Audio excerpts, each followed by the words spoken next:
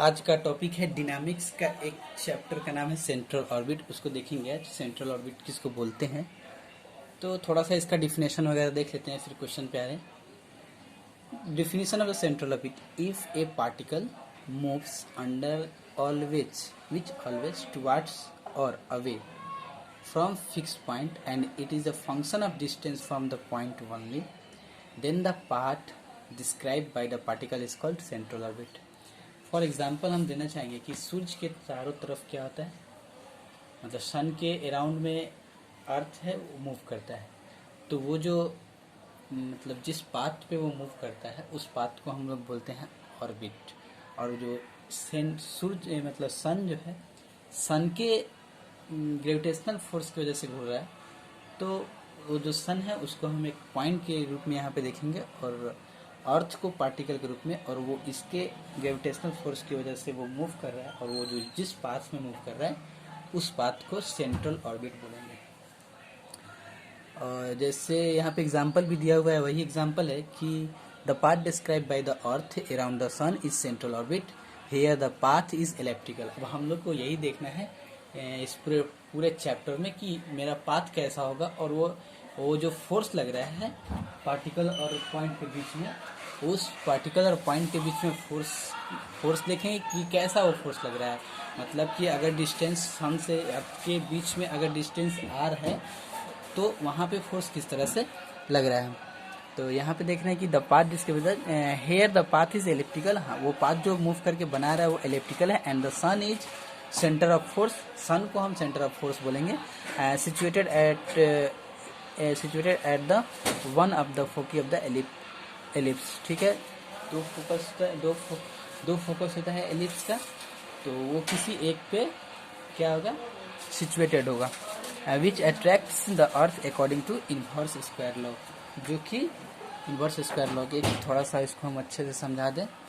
For example कि ये क्या होगा, ये सन टाइप क्या हो, ये मान लो इसको सन, तो जो हमारा अर्थ है वो ऐसे घूरता है इसके चारों तरफ, तो इस एलिप्टिकल पाथ में घूरा तो इसके दो फोकस होते हैं।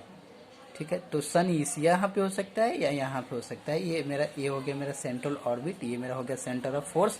और अर्थ जो घूर रहा था उसको हम बोलेंगे पार्टिकल एज ए, मतलब उसको लेंगे, और जो जिस वजह फोर्स से घूर रहा था वो कौन सा फोर्स अट्रैक्टेड या टुवर्ड्स है उसको देखेंगे। एक थ्योरम है कि the central orbit is plane curve, central orbit plane curve होता है। ये तो ठीक है कि हाँ एलिप्टिकल, मतलब एलिप्टिकल शेप बनाता है तो वो प्लेन होता है, लेकिन इसको प्रूफ करेंगे यहाँ पे कि the central orbit is a plane curve. तो एफ आर कोई फोर्स है, सेंटर ऑफ फोर्स पर यूनिट मास, कोई पार्टिकल है।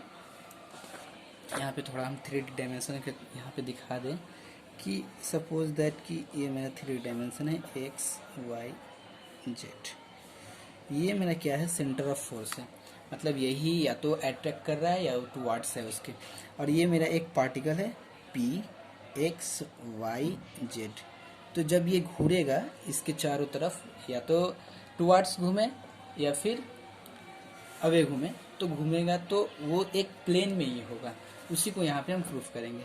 तो हमने यहाँ पे एक पार्टिकल लिया पी एक्स वाई जेड की जगह पे, और इसका हमने डायरेक्शन, इसका हमने फोर्स देखा, इसका ये सेंटर ऑफ फोर्स से इसका बीच का डिस्टेंस मैंने आर लिया, और ये एफ फोर्स वर्क कर रहा है। तो हमने पहले बोल दिया कि F R be the central force पर unit mass acting on a particle of mass M, mass का वेट लिए M, at any point P X Y Z, वो किसी भी पॉइंट पे है जिसको हम एक्स वाई जेड करके बोले। And direction of the origin O and OP is equal to R, ये मैंने ऑलरेडी बोल चुका है। Then the earth of motion of the particle mass M at PR, equation of motion लिखते हैं हम लोग 9th-10th में थे तो लिखते थे F is equal to MA, मतलब mass into acceleration, mass into acceleration is equal to force.